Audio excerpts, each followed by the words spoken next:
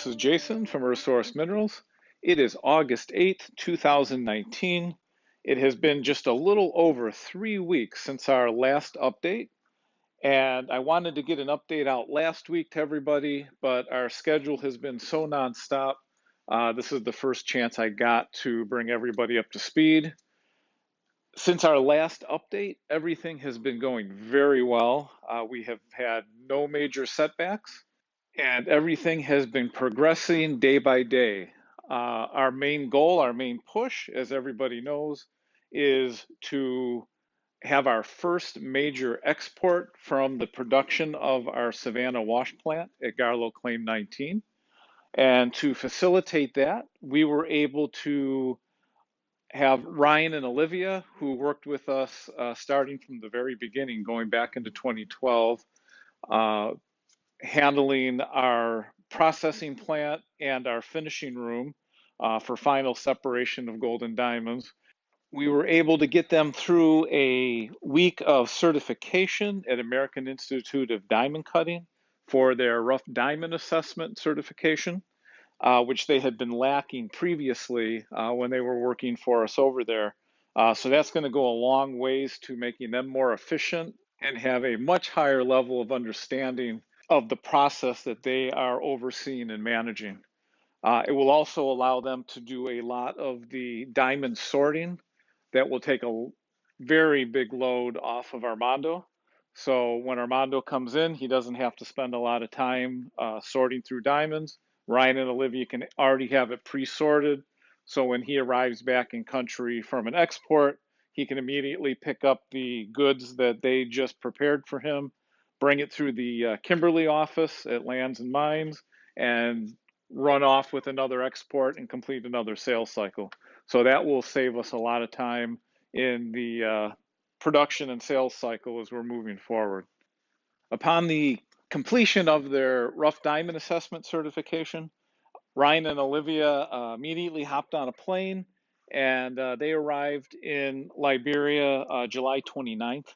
So they've been there about a week and a half. A good portion of the first week they stayed in Monrovia as they started to become acclimated to life in Liberia. That's always a challenge after you've been away for quite a while. Armando was able to bring them up to speed with all of the activity that we have going on, both in Monrovia and out on these sites. They were able to catch up with Young, our general manager, and a lot of our management staff. And they also got involved with the processing of our TRM 2000 4x4 and our Mancat 1 4x4, the two new logistics vehicles that just arrived in port since the last update. And they've been helping Young process that through the port system.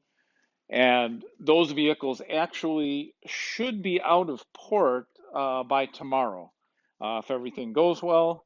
So that will add two more logistics trucks to the fleet, which is greatly needed. We've been down to one TRM 2000 for several years now. And with Garlo Claim 19 humming along, we've been really beating up that truck. It's been handling the workload more than it's supposed to. So we have another TRM 2000, nice and fresh, ready to take over for that. Plus the Mancat 1 is a larger 4x4 military vehicle than the TRM 2000. Can handle a little more than twice the payload.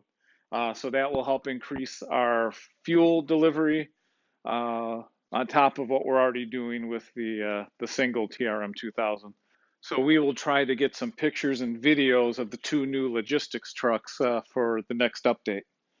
The end of last week, Armando was able to leave with our first diamond export from Liberia since 2015. So it's been almost 4 years since our last export. So obviously that means we were able to get our diamond dealer license in place. So moving forward, we have no limitation on the amount of diamonds we export, when we export, as quickly as we can produce and move them out of the country for sale. we're able to do that. So that's great news. We were able to accomplish that since the last update. Uh, After Armando flew out with those diamonds, Ryan and Olivia were able to make it up to claim 19 for the first time. Amos was waiting for them. He had gone through a really bad bout of malaria, but he's back at it, and he was back at the site. And so we have some video from Ryan and Olivia to show the current wash plant, which we have been running the upper pay gravels through from that shelf that we had exposed and got a lot of the hand wash goods from. We've been expanding that inland, and we've been having really good results from that. So that is what we have been running. We didn't want to start running the best gravels that are pulled out from the excavation pit. We want to save that until Ryan and Olivia are fully up to speed. They've had some time with the wash plant to observe it, make any further adjustments that may be needed. Uh, After they were able to spend some time with the wash plant this week, it is running very well. Armando and Amos did an excellent job setting it up. We have been getting a near 100% capture rate as we've been injecting our simulation diamonds so that we have a known amount of diamonds of varying sizes. And when we have the cleanouts, we have almost every time been able to recapture 100% of those simulation diamonds. So that is great. We've never been able to achieve that level of capture. So very, very happy about that. So after we have had a sufficient amount of the upper pay gravels run through the wash plant to give Ryan and Olivia enough experience on uh, the volume and the clean out attributes that we have, and we stress test the wash plant under their purview for enough time. Once they feel confident that we are at very low risk of losing any of our diamonds from the really good pay gravels we have from the excavation pit, they will then convert over to washing those gravels. So that'll be a judgment call by them. They track all of the aspects of operations so we can actually analyze what type of results we're seeing. So Amos keeps track and keeps logs of how many tons per soil goes in, how many tons per day are being processed per shift. And we can then correlate that with Ryan and Olivia's cleanouts of the jigs so that we can start estimating carats per ton. We can start calculating how quick the heavies, those are the gold, the diamonds, and the other minerals that weigh more that get pushed to the bottom of those jig barrels. We'll be able to start to calculate how long does it take for the heavies to build up where a clean out needs to happen. If that isn't monitored carefully, we don't have a good estimate of when that happens. It's possible that we'll have too much heavies in the jigs, and then we start rejecting diamonds. So there's a balance point there. You also don't want to have too little heavies because then the jigs don't operate efficiently. So that's just something that Ryan and Olivia will be monitoring and determining now that we're doing large volumes and longer shifts. So not sure how long it'll take until we're comfortable to switch over to the better pay gravels. But so far in our smaller running before Ryan and Olivia arrived from the upper pay gravels, we've been getting great results. We've been seeing anywhere from 6 to 8+ carats per ton of soil in those upper pay gravels. So we have some video of the wash plant as it is right now. We have tweaked it a little more for those with a good eye. If you look at the last video that we sent when Armando first set it up, we've definitely continued to improve the wash plant layout and tweaked it to get it to the point where we're at a really high capture rate. And we've been able to develop the site a little more as well. as far as a focus on the wash plant so that we can kind of hunker down for the rainy season and just concentrate on washing the pay gravels. So you'll see that in the video. You'll also notice in the soil that we're running, because it's the upper pay gravels, it's very brown. It's more like almost topsoil, which isn't normal for gravels to have diamonds in it, but this does. And you'll see that there is not a lot of larger gravel that's being rejected from the trommel coming out of the tailings of the trommel barrel as it rotates. A lot of the material is smaller and is going down to the jigs. So that could change as we transfer over to the deeper pay gravels from the excavation pit. And that'll be an adjustment that Ryan and Olivia and Amos will have to make during that transition.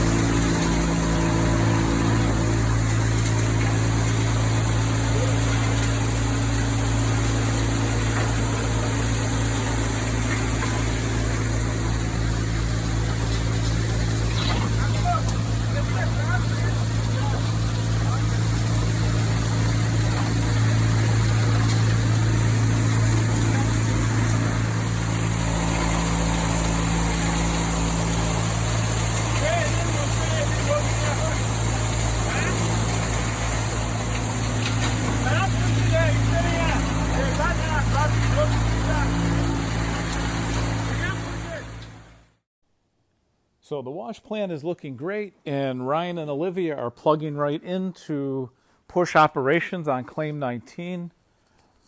Before we continue with the remaining operational logistics and where we stand, let's take a moment and watch some video that we took in this week's advisory board meeting, where Armando was able to review with them the hand-washed parcel that we just brought back home and are going to be quickly liquidating here in the coming week or so.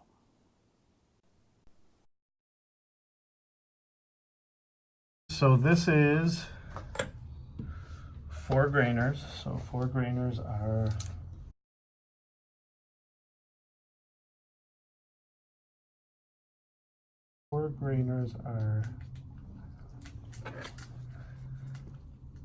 .90 through 1.19 carat. So just under a carat to a carat. So what's with some of the gold colored ones? Yeah, so those are going to be more of like a fancy yellow. So most of these, the ministry in Liberia now has a color meter in their office, so they're able to test fancy colors in stones. So it gives you the color grading scale. So it's not based on judgment? Right. So they can put it on there and say fancy yellow, not fancy yellow. There's a couple more that should be in here. There it is. You know, but as you go through, if you There's a lot you can say, and then just a good amount of just really nice sawable stones. Just great shape, great color. Engagement stones. Just super nice.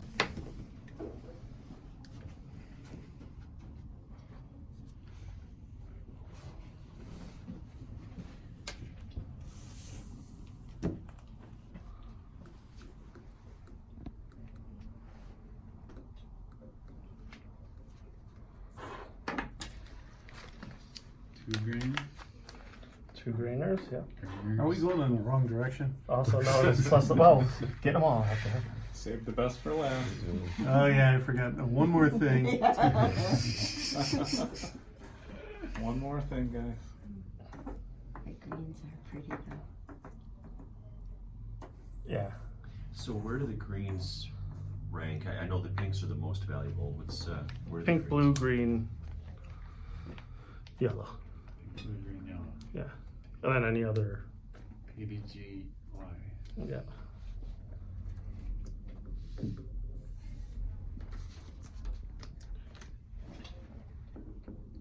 Chocolate.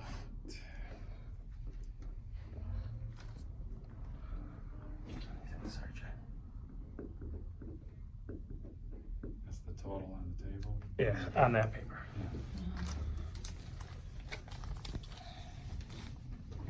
All right, let's go the other way. I'm up for that.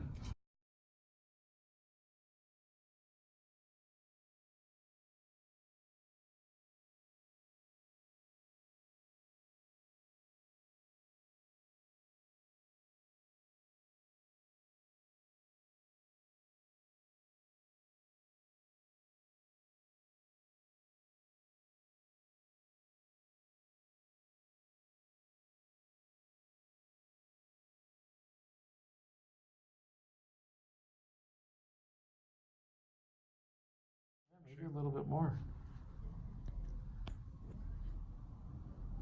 It's so clean on the inside if you. If anyone wants to loop it. But it looks so dark and dingy. But that's really just the skin. So a lot of these that look darker, they have like a rougher skin on them.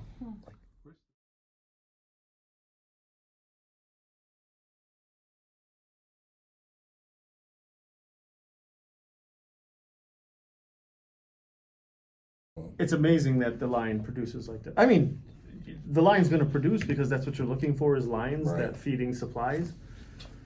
But it wasn't very deep either, right? Not very deep. It was So incredible. what does that mean? That means we have to divert the river. Well, we have to do river work again next year. Okay, but what does, when you say mind-boggling? We would take one shovel. We would take one shovel and just so basically just reach in because it was underneath and it was underpinned. So we would just reach in to sample and grab like a shovel worth of gravel, and we'd get 3 to 7 stones out of a shovel. So we were hitting these- super Like concentration. these kinds or like these kinds? Larger. It was a mix. We only did it a couple times, but it was more, more 8 grainers, 10 grain, more That's in this great. range. Yeah, because the deeper you go, the bigger they're gonna get. Yeah. Yeah. So, And as you can see, we don't really have much of a concentration of small stuff. no. What is your estimate for getting through that pile? As far as how long do you think it's gonna take to do that?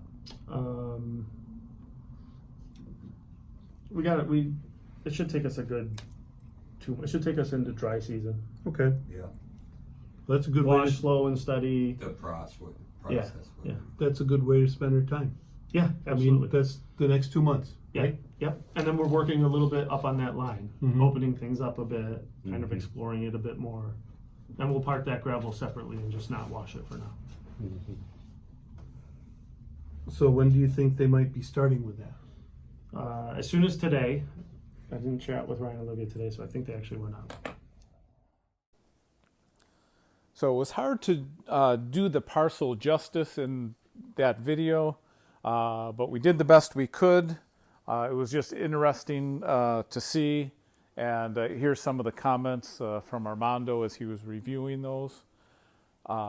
While I continue to wrap up where we are with operations and where we're going as a company, I will be showing our Kimberly certificate for this export. So keep an eye on this video, even though we're back to the audio section. And you'll be able to see the Kimberly certificate, which shows that this hand wash parcel that we exported was just a little over 1,600 carats and was valued by the ministry for a little bit over $600,000. That amount isn't necessarily what the parcel will sell for here in the States. We have yet to see what that looks like.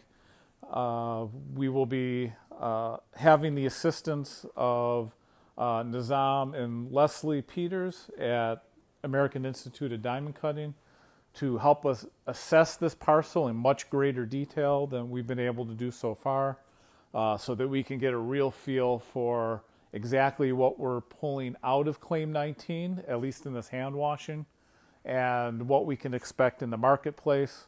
They will also help us potentially divide the parcel up in a much more appealing sales manner, rather than just trying to sell it all as one big large parcel. We may be able to attract more attention and get a higher price by strategically dividing the parcel up into smaller segments, depending on the individual stones that are in the parcel. So we'll get that guidance from AIDC. As I said earlier, it's been almost 4 years since our last export, so we've really been out of the game for a bit. So it'll be good to have their oversight and guidance in that, at least for the next few exports, and then we'll see how things go from there. We have some relationships that we've been developing. We'll see if that goes in a positive direction. And then, of course, we'll see what AIDC brings to the table as far as buyers. We had quite a few buyers that used to purchase our goods that came from Liberia in our 6 previous exports. So we have a lot of anticipation by their clients waiting to view the parcel that we're bringing out now, realizing this is just a sample, a tip of the iceberg due to it just being hand washing compared to what we're expecting to bring out with the heavy equipment extraction that we've done and then washing through the Savannah wash plant. So we also have some photos that we'll be sharing while I talk. So again, keep an eye on the video feed. We have a good friend that has a really nice macroscope with a camera set up for mineral photography. So we were able to bring the parcel over to his facility this week and just pick out a few of our diamonds that were in the parcel and got some real close-up photography of that. It's a very interesting process where there's probably anywhere from 20 to 80 photos that are layered on top of each other in any of the given pictures that you'll be looking at in order to provide a natural focus level throughout the stone, so it appears as if you were looking at it naturally. Because typically when you take a picture of a diamond close up, the camera wants to focus on a particular portion of the stone and the rest is just blurry. So it's very difficult to photograph diamonds in particular, also because they reflect light so well. It's hard for the camera to really get a good focus on it because of the refraction and reflection. So we really appreciate our good friend allowing us to use his equipment to get some of these photos. And as we get even larger and better stones from the plant production, we'll get some more close-ups to share with everybody. But we thought that'd be really interesting for you to be able to see those. So enjoy those photographs. And again, we really thank our our good friend, for doing that for us. So, to wrap up where we are with operations, our main focus moving forward is on the wash plant production at Garlo Claim 19. That's the main purpose for Ryan and Olivia to be there. We have a few logistical hurdles that they're working through.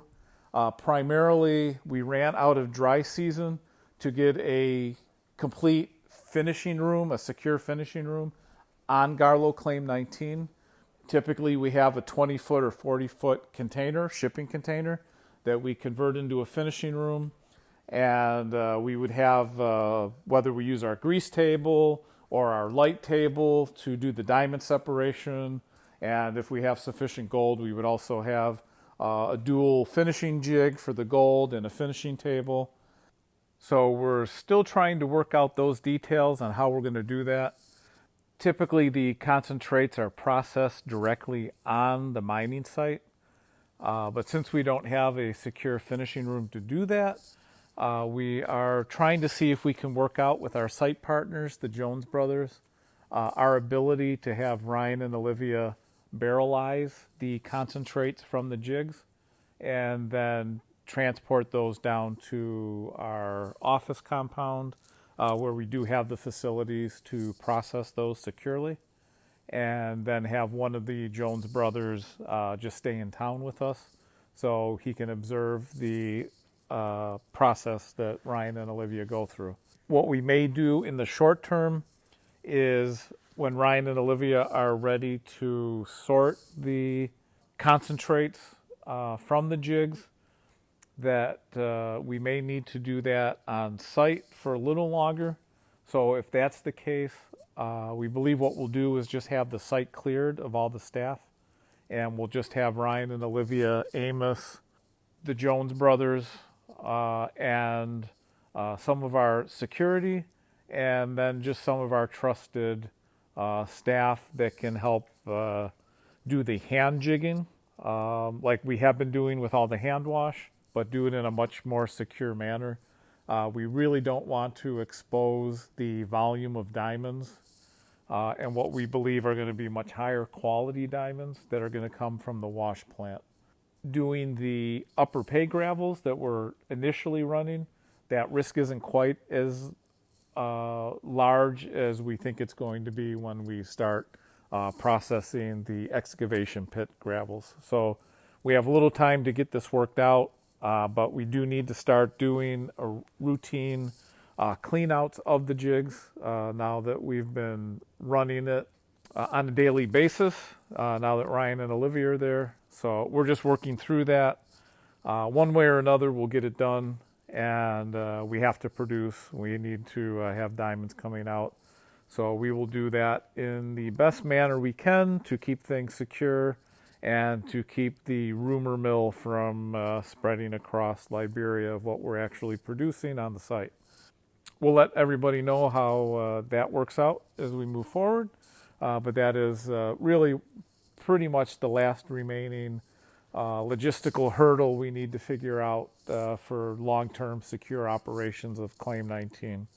So we will get it. We'll get it done one way or another.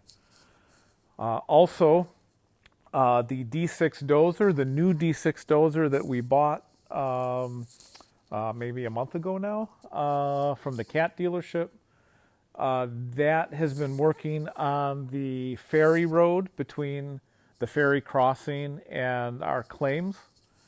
And Ryan and Olivia took the ferry crossing on their way up there, so they were able to observe the road work that we've been doing.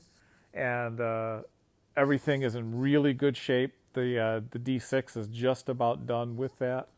There's only one area that's a little rough that the D6 just couldn't work on any longer without making it a bigger mud pit than it already was, just because there's not enough gravels or rock within that area to move over to that area. So it gets very difficult to do road work once the rain starts, because you never have the sun that can come out and harden the areas that you have cleared and pushed around. So you have to be very careful during this time of year doing any road work that you don't make the problem worse than it already is.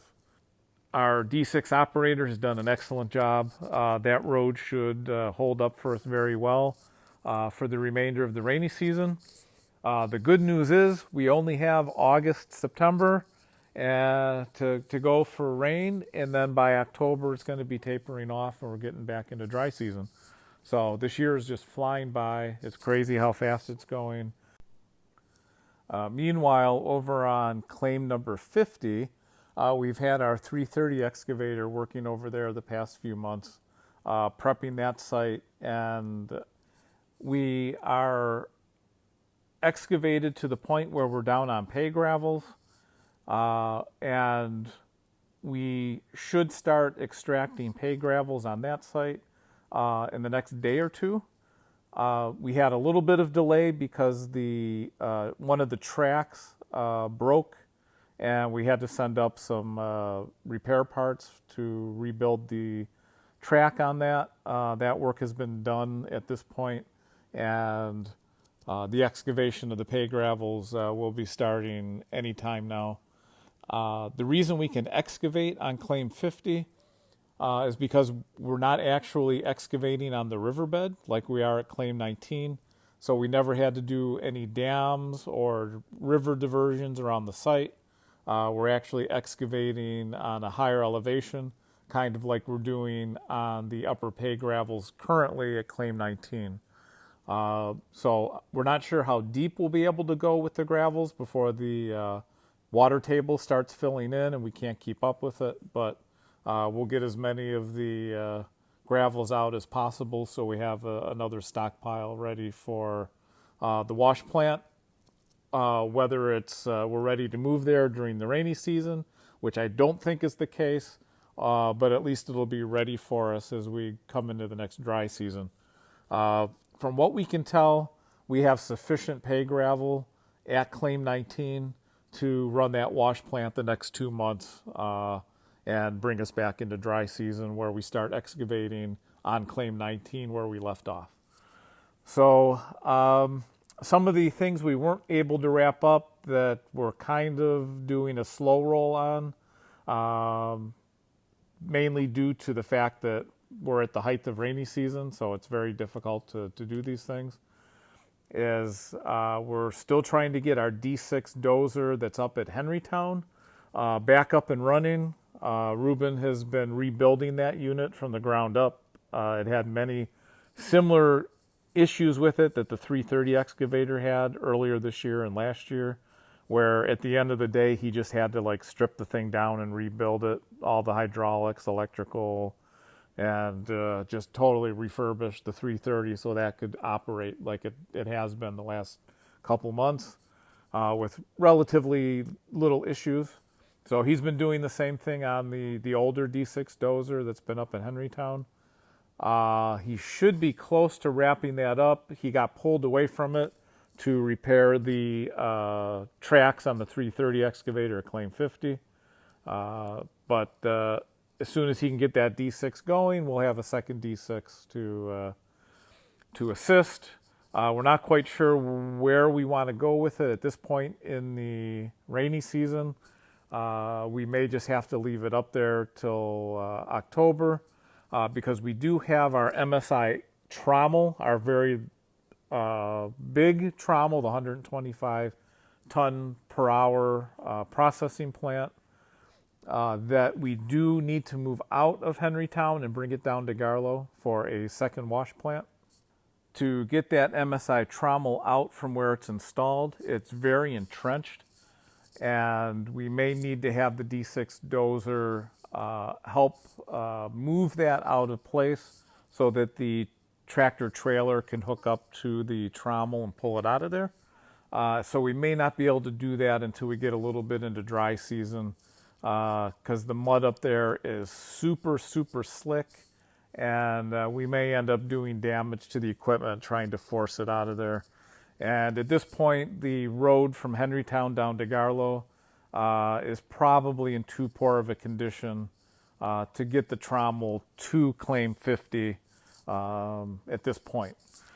So in the meantime, what we're looking to do is purchase some new Dove pass-through jigs, both to supplement the current wash plant at Claim 19, the Savannah plant, and then also to have jigs to match up to the MSI trommel so that we can run diamond processing for the MSI trommel. And that way we will have 2 wash plants as we're coming into dry season. We already have the MSI trommel in country, so we're not looking at having to place an order and get it built and shipped in time for dry season. Much easier to just get the proper diamond pass-through jigs built and shipped to Liberia than a full wash plant. So that is what we're working on now, equipment-wise.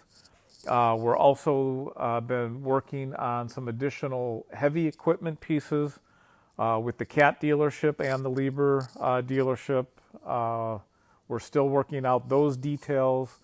Some of the funds that we had set aside for equipment purchasing was not able to be used for several reasons, but it looks like those funds are being freed up at this point, so we can move ahead and get some more equipment ordered. The hand-washed parcel that we just exported and brought home, we're expecting that to sell somewhere around the valuation from the Kimberly cert. Hopefully it'll be more than that. It could be less than that. We're just not sure what the market's going to bear, as it is our first export in quite a while. The funds that we get from that liquidation is not sufficient to have a junior partner payout. So the plan that we have financially as it stands now is the funds that we liquidate for this hand wash parcel, we are going to use as capital reserves for operations to carry us through the remainder of the rainy season and into dry season. The cash we have on hand that is just being made available now from JV partners, we will utilize for equipment purchase so that we have the proper equipment that we need running into this dry season that's coming up. And that will allow us to utilize all of the wash plant production sales for JV net profit payouts. So that will hopefully accelerate us on our schedule for JV payouts. We do not have timing for that worked out. We obviously have a few things to accomplish before we get there. We obviously need to sell the current hand wash goods, and we have to go through that process and see how that goes. And then obviously Ryan and Olivia have to really get up to speed with consistent wash plant runs and cleanouts.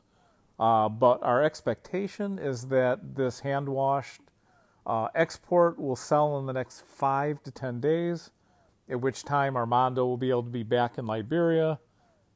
And at that point, Ryan and Olivia should have sufficient cleanouts ready for export, so that Armando shouldn't have to be in Liberia very long before he can process the second export that came from wash plant production, and that sale can then be distributed to our joint venture partners. And at that point, we will have completed a full business cycle. There won't be any other first for us to go through to accomplish. Every piece of the process will have been gone through and everything ironed out. And at that point, it just should be a routine of wash plant running, wash plant cleanouts, sorting, ready for Armando to take through the Kimberly cert, export it, sell it to our buyers, distribute to our JV partners, and just keep going through that cycle. Depending on the volume of sales that we have, will determine how quickly we can start to move beyond the obligations we have to our junior partners for Claim 19 and start also paying out to our diamond flipping program lenders and to our few other business loans that we have in place over the years, and then start profit disbursements to our limited partners. So we don't have any timetable on those things yet. We just need to get there. We need to keep taking the steps we've been taking and progressing as quickly as we can. But we've achieved some very large hurdles in the last few months, and we're in a great place right now. So that pretty much wraps things up with where we're at. It's very encouraging. I hope everybody is as excited as we are with where we stand. To be able to have our first export of diamonds in so many years and to have such a great parcel, which is just the tip of the iceberg with what we know we have at Claim 19, is very exciting, and it primes the pump to much larger and more consistent exports to follow behind it. So we have turned a major corner as a company. It has taken an immense amount of effort, resources, capital, and time to get to where we are right now, but we have everything in place that we need to have in place. All the moving parts are moving in the right direction. Everything that we need to do is in motion. All we have to do is keep doing what we're doing, and we will get to where we need to be. I truly believe that in a very short period of time, hopefully within a month, maybe a month and a half at the most, we will be having our first joint venture payouts, and everything else will fall into place soon after that. So with that, let's wrap up this update. A lot more to come. Look forward to sharing with you our progress in the next maybe week or two once we sell the hand wash parcel and Ryan and Olivia get a little more time under their belt in Liberia, and I'll see if we can get them to share with us directly in the next update. So thank you very much. Thank you for your support and prayers. Keep it up. It's what keeps us going. Thank you very much. Bye-bye.